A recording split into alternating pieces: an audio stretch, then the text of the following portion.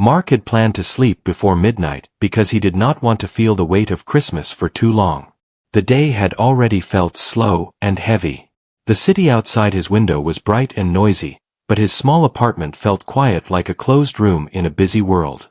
He had cleaned the kitchen twice, not because it was dirty, but because moving his hands made his mind quieter.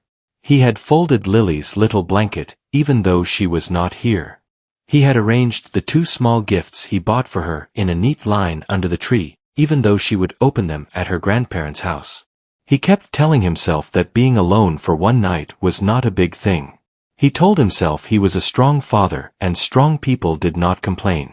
Still, his chest felt tight, and his throat felt dry, like he had been holding back words all day. Mark was a single dad who worked late shifts. He did not have much family in the city. He had friends at work, but friends were busy with their own homes on holidays. This year Lily's grandparents asked to have her for Christmas. They said she deserved a big family dinner and cousins and games and a warm house full of voices. Mark agreed because he loved Lily and wanted her to feel joy. But after the car drove away with her small suitcase and her red scarf, Mark stood on the sidewalk smiling until she could not see him. Then he walked back upstairs and the silence hit him like cold air. He did not cry. He just sat on the couch and stared at the wall for a long time. The tree in the corner was small and a little uneven. Mark bought it from a street seller because it was cheaper. Some branches were thin, so he turned the tree a certain way to make it look fuller.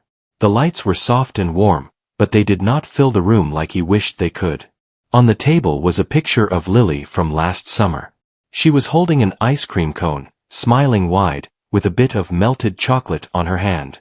Mark looked at that picture and felt proud and sad at the same time. Pride because she was his reason to wake up every day. Sadness because he could not give her everything he wanted yet. He heated a small meal and ate it standing near the sink. He tried to watch a movie, but every happy scene felt too loud. He turned off the TV and listened to the building sounds instead. A door closing. A laugh in the hallway. A child running. A dog barking once. Then quiet again. Mark checked his phone. Lily had sent him a voice message earlier saying she missed him and that she saved him a piece of cake. Her voice was sweet and excited, and it made his heart feel full and sore. Mark replayed it twice. He typed back that he loved her and that he would see her soon. Then he put the phone down and stared at the clock. Time moved slowly the way it does when someone wants a day to end. Mark washed the dishes even though there were only a few. He wiped the table again. He arranged the cushions. He tried to read a book, but his eyes went over the same line again and again. He kept thinking about bills and school fees and rent and how he would manage next month. He kept thinking about work. He did not hate his job, but it was hard and tiring. He was a good employee because he had to be. People said he was calm and polite, even when things got stressful. But inside, Mark often felt like he was carrying a heavy bag and no one could see it. In the company, everyone knew the CEO, Anna. She was not the kind of boss who stayed far away. Sometimes she walked through the office quietly and asked people how things were going. She had sharp eyes, and she noticed details. Mark had spoken to her only a few times. Once, when he was fixing a problem with a delivery order, she had stopped and thanked him for staying late. Another time, she had asked him about Lily because she saw a small drawing taped inside his notebook. Mark had told her Lily liked to draw and loved stories. Anna smiled then, but her smile looked a little distant, like she was thinking about something else. Mark never thought someone like her would remember small things about someone like him. A CEO had many important meetings and big decisions. Mark was just a worker who tried to keep his life stable. Still, that night, as Mark looked at the clock getting closer to midnight, he remembered Anna's question about his Christmas plans. He had answered in a simple way. He said Lily would be with her grandparents and he would just rest. Anna had nodded, and that was it. Mark did not think about it again. Outside, the city noise became softer as the night grew late. The lights from other windows looked like small squares of life. Mark imagined families sitting together, plates on tables, hands passing food, voices saying warm words. He tried not to compare his life. Comparing made him feel like he was losing. He told himself he had Lily, and that was already a gift. Many people had nothing. He tried to think of the future as a road he could still build step by step. He wanted to save enough money to move to a better place. He wanted to buy Lily a bicycle. He wanted to take her to the zoo. He wanted to take her to a beach again. He wanted to give her a home that felt safe every day, not just on holidays. Mark stood up and walked to the window. Snow had started to fall lightly, making the street look softer. A car passed slowly. The snowflakes danced in the streetlight like tiny bright dust. Mark pressed his hand against the glass. He thought about Lily sleeping in a warm room at her grandparents' house, probably hugging her teddy bear. He whispered to himself that he would keep going for her. He whispered that he would not break. Then he stepped back and turned away from the window. He sat on the couch again and looked at the tree. A memory came to him, a small one, from last year. Lily had made him a paper star and asked him to put it on top of the tree. It had been crooked, but she was proud. She had said the tree looked like a hero with a crown. Mark had laughed so hard that Lily laughed too. Mark smiled at that memory now. The smile stayed for a moment and then faded. The clock reached midnight. Mark took a deep breath. He thought he might go to bed now. He stood up and walked toward the bedroom. Then he heard it. A knock on the door. It was not a small knock. It was clear and careful, like someone who did not want to scare him but also did not want to be ignored. Mark stopped in the middle of the room. His heart beat fast. No one came to his apartment at midnight. He thought about neighbors, about emergencies, about wrong doors. He walked slowly to the door and looked through the peephole. A woman stood there wearing a dark coat. Snow was on her hair and shoulders. Her posture was straight but tired. She held a small paper bag in one hand. Mark blinked because his mind did not accept what he was seeing. He opened the door a little, still unsure. The hallway light fell on her face, and Mark recognized her fully. It was Anna, the CEO. Her eyes met his, and for a second she looked surprised too, like she was checking if she had done something foolish. Then she gave a small polite smile. Mark could not speak right away. His mouth opened, but no words came. Anna spoke first. Her voice was calm, but it carried a softness Mark had never heard at work. She asked if this was Mark's apartment. Mark finally nodded. He stepped back, holding the door open wider without even thinking. Anna stood there, still outside, as if she was waiting for permission. Mark felt confused and nervous, but he also felt something else. He felt seen. He said she could come in. Anna walked inside quietly, and the door closed behind her. Mark's apartment suddenly felt smaller, not because of space, but because of the difference between their worlds. Mark felt embarrassed about the old couch, the simple table, the plain walls. He quickly moved a pile of Lily's books to the side. Anna looked around and did not judge. Her eyes moved gently from the tree to the photo frame to the small gifts under the tree. Her face softened. Mark asked why she was here. His voice was low, still shocked. Anna held the paper bag a little tighter and took a breath. She said she did not want to disturb him, but she could not stop thinking about what he said at work. She said Christmas nights could be hard when someone was alone. Mark stared at her, trying to understand how a person like her could be thinking about him at midnight. Anna looked at the tree again and then at Mark. She said she was driving back from a company event and the city felt too loud. She said she remembered Mark lived nearby and thought she could drop off something simple. She lifted the bag slightly and said it was food. Nothing fancy, just something warm. Mark's eyes felt hot. He looked away quickly because he did not want to show emotion. He did not want to look weak. But he could not stop the tight feeling in his chest. Anna set the bag on the table carefully. She asked if he was okay. Mark wanted to say he was fine. He wanted to act strong like always. but the quiet of the room and the honest look in her eyes made it hard to lie. Mark said he was managing. Anna nodded like she understood that word very well. They stood there for a moment, both unsure what to do next, while the tree lights blinked softly between them, and the midnight snow kept falling outside like the world was holding its breath. Mark stood near the door for a moment after Anna stepped inside. His mind was still trying to understand what was happening. This was not a dream and not a mistake. The CEO of his company was standing in his small living room on Christmas night. The room felt warmer but also heavier with emotion. Mark closed the door gently and turned back toward her. Anna removed her coat slowly and placed it on the back of a chair. Her movements were calm, but her eyes showed tiredness, the kind that came from carrying too much for too long. Anna looked at Mark and thanked him for letting her come in. Mark nodded again, still unsure what to say. He offered her a seat, pointing to the couch. Anna sat down carefully, as if she did not want to disturb anything. Mark sat on the other side, leaving space between them. The tree lights reflected softly on the walls. The apartment was quiet except for the sound of the heater and the distant noise of traffic outside. Anna opened the paper bag and took out 2 containers. The smell of warm food filled the room.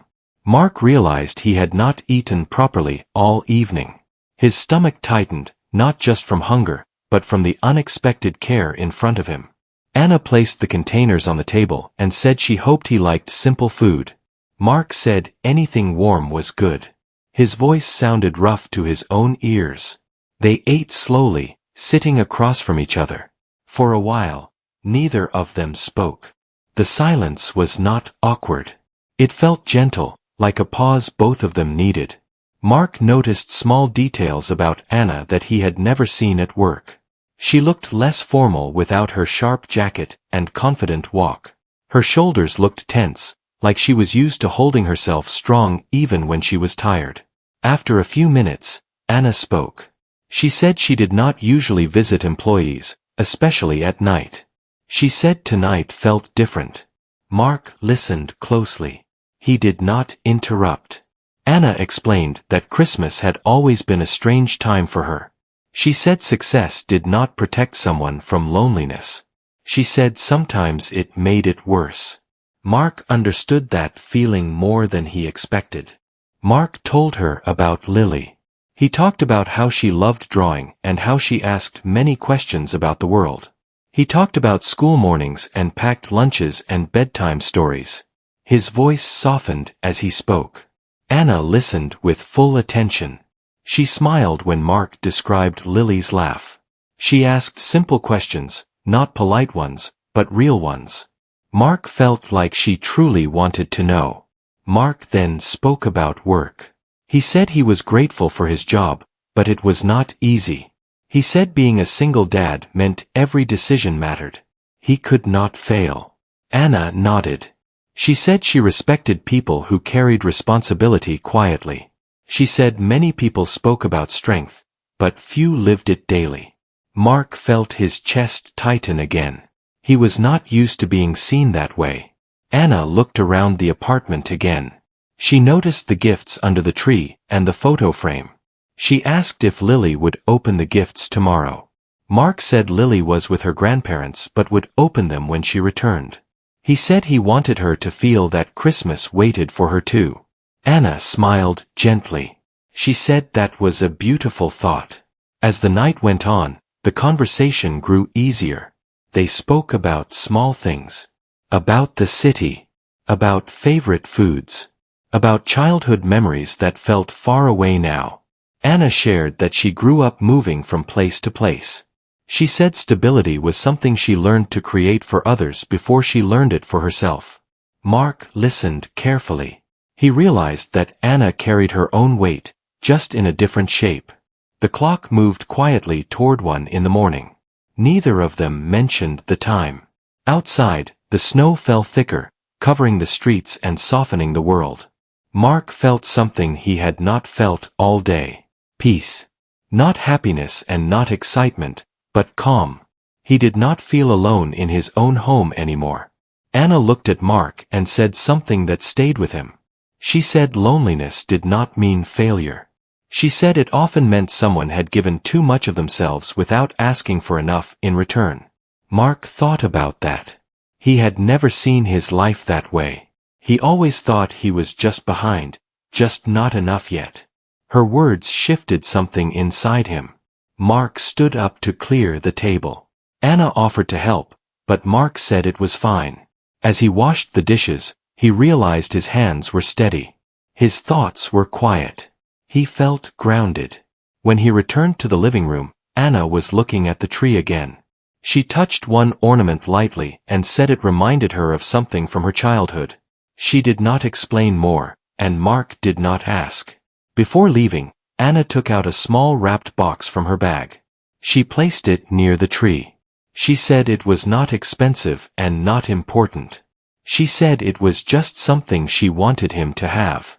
Mark tried to refuse, but Anna gently shook her head. She said Christmas was not about value. It was about care. Mark thanked her.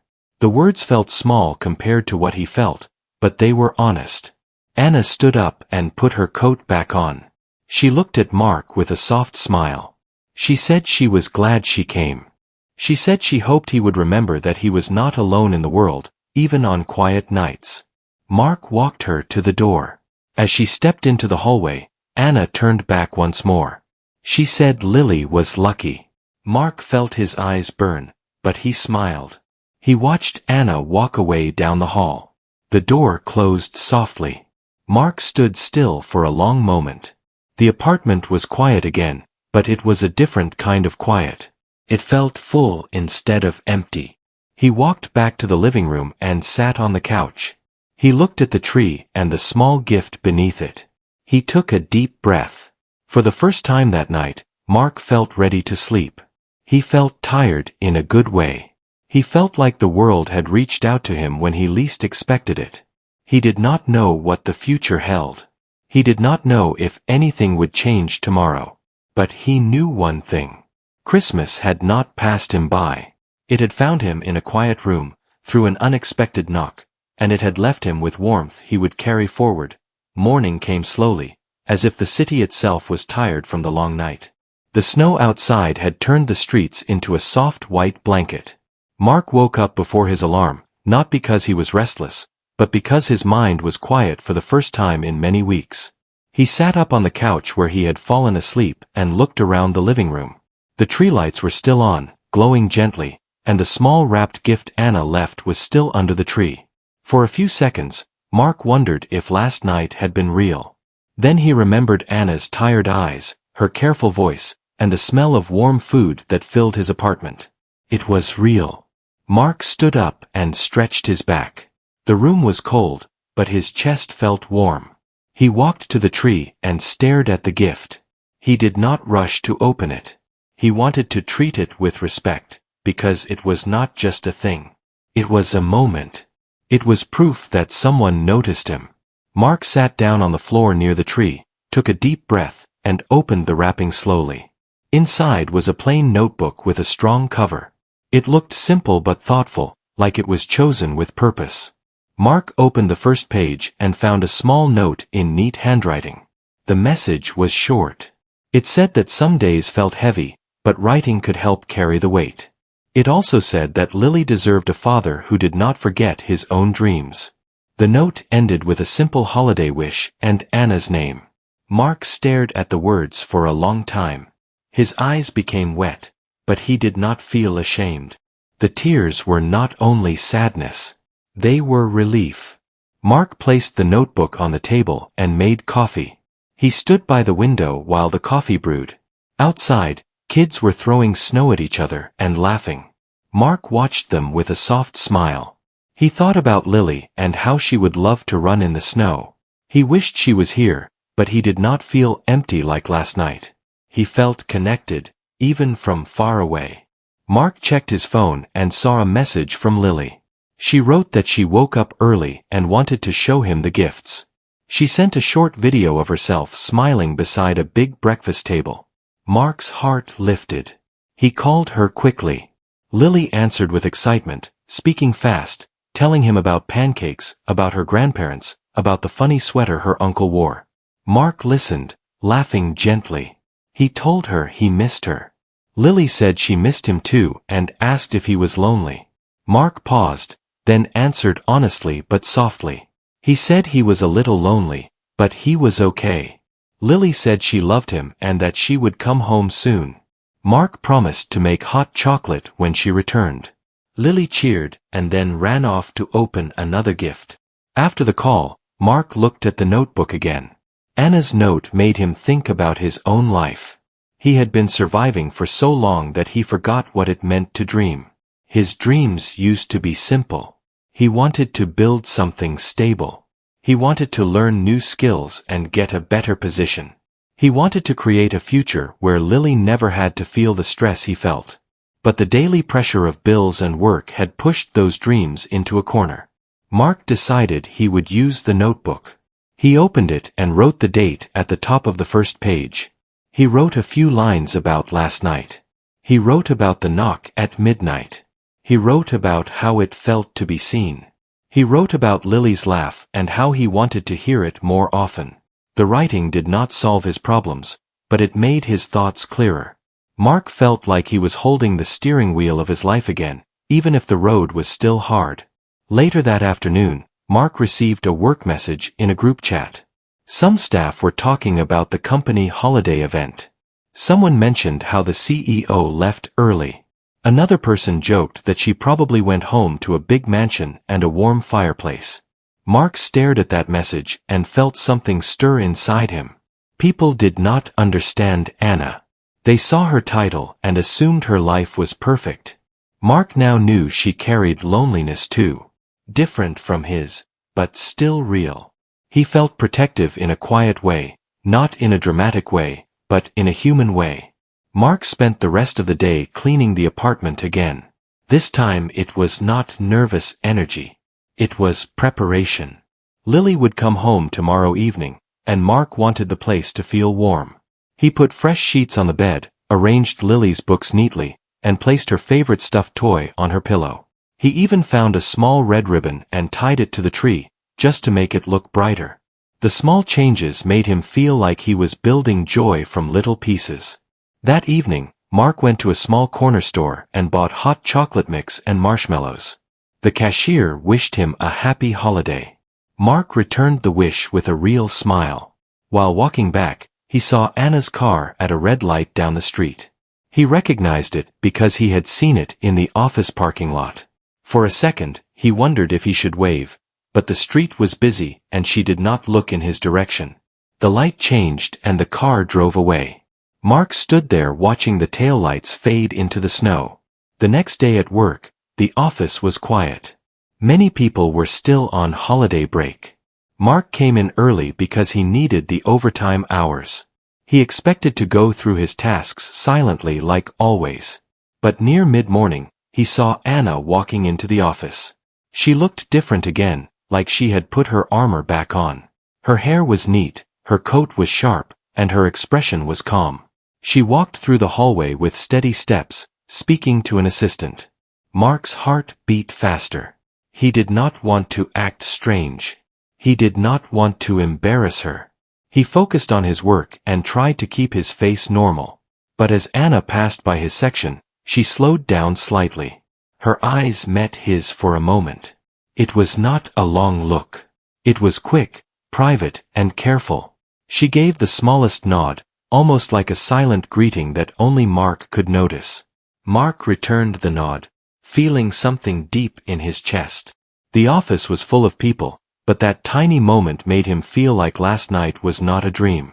It was a real connection, held quietly between two people who did not need to explain it in front of others. Later, Mark received an email from Anna's office. It was short and professional. It said she wanted to meet Mark for a few minutes in the afternoon. Mark stared at the screen, confused and nervous. He wondered if he had done something wrong. But the memory of Anna's gentle voice at midnight gave him a different feeling. It felt like something was about to change, not in a magical way, but in a serious way. At the meeting, Anna sat behind her desk, calm as ever. She asked Mark about his schedule and his goals.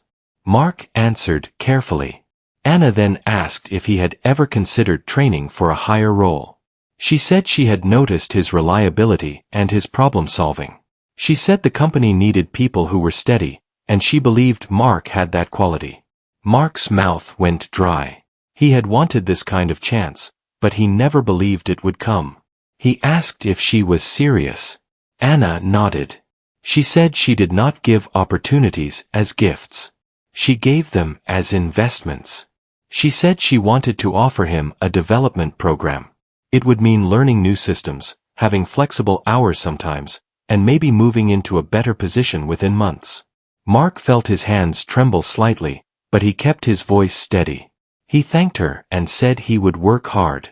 Anna looked at him for a moment, and her expression softened. She did not mention last night. She did not mention the food or the gift. But her eyes carried the same quiet kindness. She simply said she hoped he would write in the notebook. Mark understood that she remembered. That was enough. As Mark left the office, he felt the world shift again, not suddenly, but clearly. He had come into work expecting nothing. He walked out carrying something bigger than a job. He carried a chance. He carried hope. And he carried the memory of a midnight knock that had opened a door, not just to his apartment, but to a new direction in his life. Mark kept the notebook in his bag every day after that meeting. He did not show it to anyone. It felt personal, like a small light he carried in his pocket. On the bus ride to work, he sometimes opened it and wrote a few lines. He wrote about Lily's new words, about the way snow looked on the street at sunrise, about how tired he felt, and also about how hope felt different from tiredness. Hope did not remove the weight, but it helped him stand straighter. The new training program started the next week. It was not easy. Mark had to learn new computer systems, new reports, and new ways of handling tasks. He had always been quick with hands-on work, but now he had to become quick with planning too. Some days his head hurt from reading and thinking. Some days he wanted to quit because he feared he would fail. But then he would remember Lily's face when she looked at him like he could do anything. He would remember Anna's words about investment and trust. So he kept going. At home, Lily returned and filled the apartment with life again. She asked why the tree was still up. Mark told her he wanted Christmas to last a little longer. Lily laughed and said Christmas should last forever. That night they made hot chocolate with marshmallows. Lily sat on the couch and told Mark stories about her grandparents' house, about the big dinner, about the funny songs, about how she missed him in the middle of the night. Mark listened carefully. He told her he missed her too, every hour. Lily leaned against him and said she was happy he was home. Mark noticed small changes in himself. He woke up earlier. He planned his week more carefully. He cooked simple meals instead of buying cheap food outside. He started saving a little money in a jar for Lily's bike. It was not much, but it was a start. He also started to smile more. Not forced smiles, but real ones that came when he felt gratitude. At work, people started noticing that Mark was in training. Some co-workers were supportive, telling him he deserved it. Others looked surprised, even jealous. One man joked that Mark must have done something special to get attention from the CEO. Mark did not answer. He stayed calm, because he had learned that arguing wasted energy.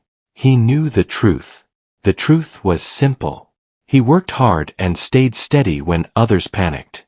And one night, someone had seen his life clearly. Still, the attention made Mark uncomfortable. He liked being quiet. He liked being unseen because being unseen meant no pressure. Now he felt eyes on him sometimes. He felt expectations. At first, it scared him. But slowly, he realized that pressure could also mean possibility. It meant he had a chance to build something better for Lily. One afternoon, Anna called Mark into her office again. This time she did not sit behind the desk like a boss. She sat in a small side chair near the window. She invited Mark to sit across from her. Her tone was professional, but her eyes held that same calm warmth. Anna asked Mark how the program was going. Mark said it was hard, but he was trying. Anna nodded and said hard was normal when someone was growing. She told him she was pleased with his progress. Then she asked about Lily. Mark smiled and said Lily was doing well and loved school and hot chocolate. Anna listened quietly. After a pause, Anna said something that surprised Mark. She said she wanted to visit the community center where the company sometimes donated supplies. She asked if Mark could come with her because he knew the area well. Mark agreed, even though he felt nervous.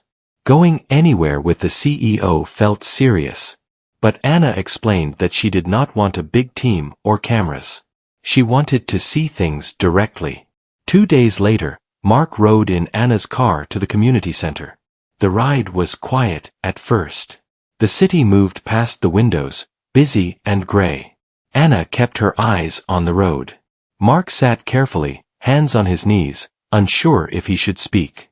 Then Anna asked him about his childhood. Mark answered slowly. He said his father worked a lot and his mother tried her best. He said money was always tight. He said he learned early to fix things and to stay calm. Anna nodded as if she understood. She did not share much about herself, but Mark could sense she was listening to the meaning behind his words. At the community center, kids ran around in a small gym. Some were playing games. Some were drawing at tables. A woman at the front desk greeted Anna politely but did not recognize her at first. Anna did not correct her. She introduced herself simply as Anna and said she came to learn. Mark watched this and felt respect. Many powerful people wanted to be noticed. Anna did not. They walked through the center. Mark pointed out the after-school room where kids did homework. He pointed out the food shelf where families could take supplies. He explained how the neighborhood had good people but many struggles. Anna asked questions about what was needed. Mark answered honestly. He said families needed stable support, not one-time gifts. He said kids needed safe spaces and mentors. Anna listened and wrote notes. In one room, Lily's age kids were drawing pictures. A small girl held up her drawing and asked Mark if he liked it. Mark smiled and said it was beautiful. Anna stood beside him watching the child's face brighten from attention. Mark saw Anna's eyes soften again. For a moment, she looked like someone who wanted to belong in a room like this. After the visit, Anna and Mark sat in a small office inside the center. The director thanked them and spoke about funding. Anna promised to review what the company could do. Mark sat quietly, but inside he felt proud. He felt like he was part of something real. Not just numbers and work tasks, but people. He thought about Lily and how she deserved a world where kindness was normal. On the ride back, Anna finally spoke more openly. She said she grew up in a place where people did not talk about feelings. She said she learned to hide loneliness by staying busy. She said her work became her whole life. Mark listened, careful and respectful. He did not give advice. He simply understood. Sometimes understanding was the best gift. Anna asked Mark if he ever felt angry about life. Mark thought for a moment. He admitted that he did feel angry sometimes, but he tried not to live inside that anger. He said Lily needed him calm. He said anger could burn a person from the inside. Anna nodded, and her hands tightened on the steering wheel briefly. Mark saw that his words touched something deep. A week later, Mark received another message from Anna's office. She wanted him to help lead a small project related to the community center partnership. Mark stared at the message, heart beating fast. This was bigger than training. This was trust. He accepted. That evening, Mark told Lily he might have to work a little extra sometimes, but it would help their future. Lily asked if it meant they could buy the bike sooner. Mark laughed and said maybe. Lily hugged him and said she believed in him. Mark held her close and felt his eyes grow wet again, but this time it was not from pain. It was from the feeling of moving forward. Late that night, after Lily fell asleep, Mark opened the notebook and wrote about the community center. He wrote about kids smiling and about Anna standing quietly in the room. He wrote about how life could change because of small choices. He wrote one simple line that surprised even him. He wrote that he was not just surviving anymore. He was building. Outside, the snow melted slowly, and the city moved into the new year.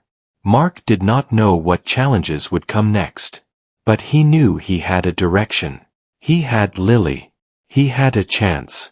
And somewhere in the busy city, a woman who once felt alone had also started to step toward something more human, one careful moment at a time. Mark did not feel like a different person overnight, but his days started to look different. Small changes began to build a new rhythm in his life. He woke up early, made breakfast for Lily, and walked her to school when his shift allowed it. He still worked hard, still felt tired, and still counted money carefully, but he no longer felt like he was walking alone through a storm. He felt like he had a map now. The training program, the community project, and the steady support from Anna gave him something he had not had in a long time. A clear direction. The community center project grew faster than Mark expected. The company agreed to sponsor new supplies and support a weekly program for kids. Mark was asked to organize schedules, talk with the center staff, and manage a small team of volunteers from the office. It was a lot for him at first. He worried he might make mistakes. But each time he felt pressure, he used what he wrote in the notebook. He wrote his fears down, and once the fears were on paper, they felt smaller. He learned to plan. He learned to ask questions. He learned that learning was not a sign of weakness. One Friday evening, Mark arrived at the community center after work. He wore a simple sweater and carried 2 boxes of art supplies. Lily came with him because her school was closed and Mark did not want to leave her alone. Lily walked beside him proudly, holding a small bag of snacks she insisted on sharing with the kids.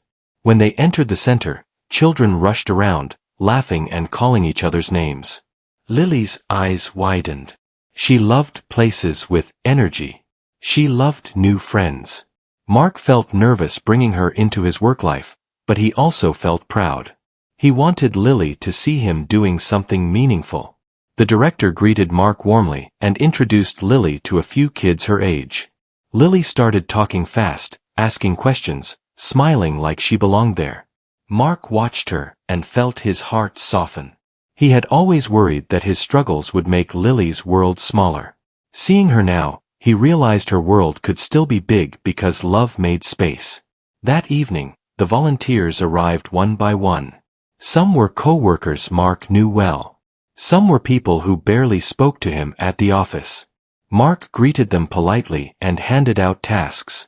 At first, his voice felt uncertain, but then he saw the kids waiting at the tables with pencils and paper. The kids did not care about titles. They cared about attention and kindness. Mark's shoulders relaxed.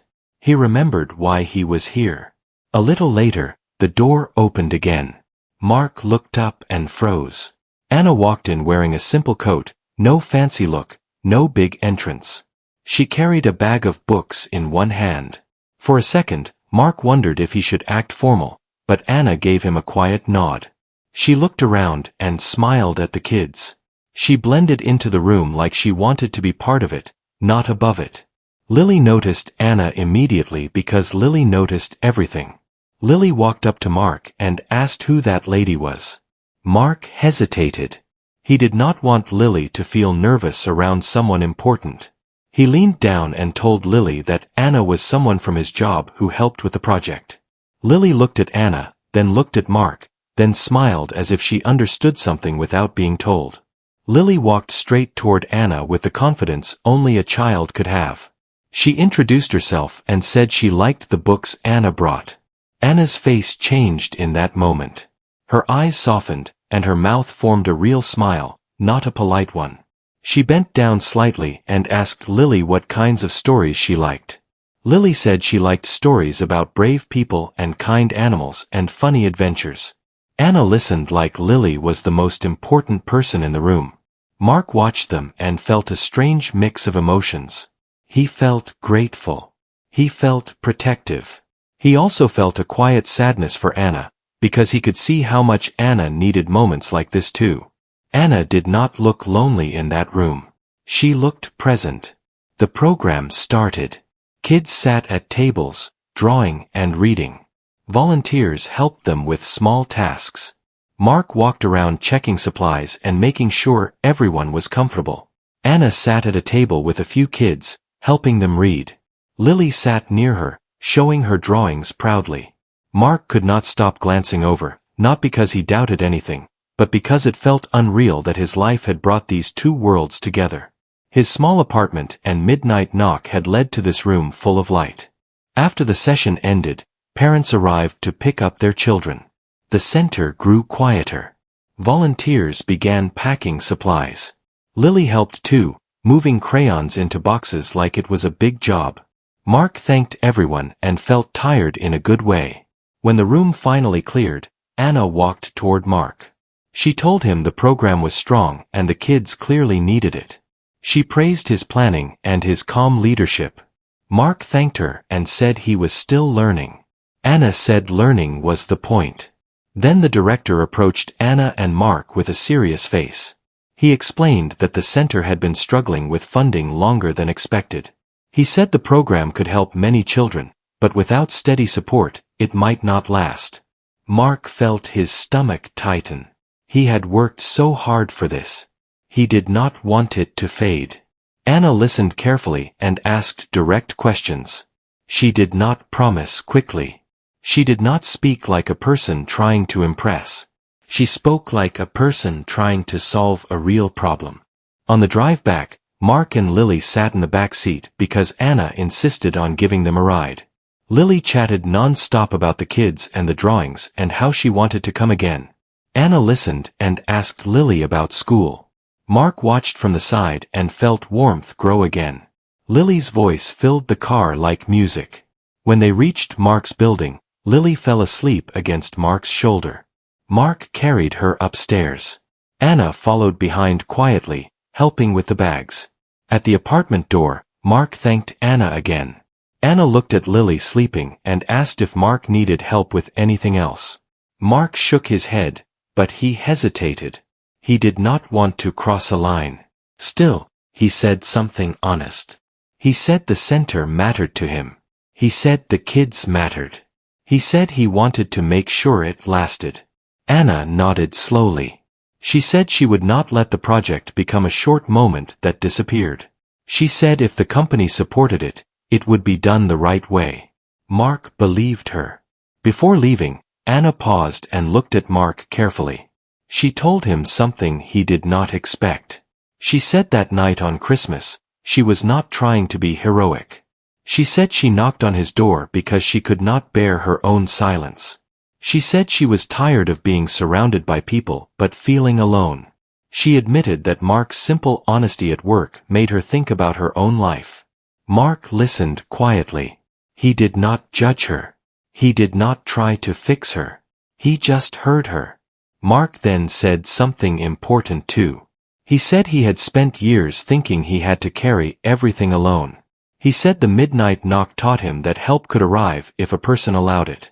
He thanked Anna not just for the chance at work, but for reminding him he was human. Anna's eyes looked shiny for a moment, but she kept her voice steady. She wished him a good night and left. Over the next month, the company approved stronger funding for the community center. The program grew. More volunteers joined. More kids came. Mark was promoted into a new role that gave him better hours and better pay. It was not a sudden rich life. It was not a perfect life. It was simply more stable. Mark used the extra money to buy Lily a bicycle. When Lily saw it, she screamed with joy and hugged him so hard he almost lost his balance. On the first day Lily rode the bike, Mark ran beside her in the park, laughing as she wobbled and then steadied herself. The sky was cold but bright. Mark felt the wind on his face and realized he was smiling without effort. He was not pretending. He was living. Later that week, Mark stood in his apartment holding the notebook. He flipped through pages filled with dates, worries, hopes, and small victories. He saw how far he had come. Not because life became easy, but because he kept walking. On another evening, Lily asked Mark why he looked happier lately. Mark thought for a moment and gave her a simple answer. He said because people can help each other, and because hope is real. Lily nodded as if that made perfect sense. In the quiet, after Lily went to sleep, Mark looked out the window again. The city was still busy, still full of struggle, still full of noise. But Mark no longer felt like a forgotten man inside a small apartment. He felt like a father building a life. And he knew it all began with one unexpected knock at midnight, on a Christmas when he thought no one would remember him.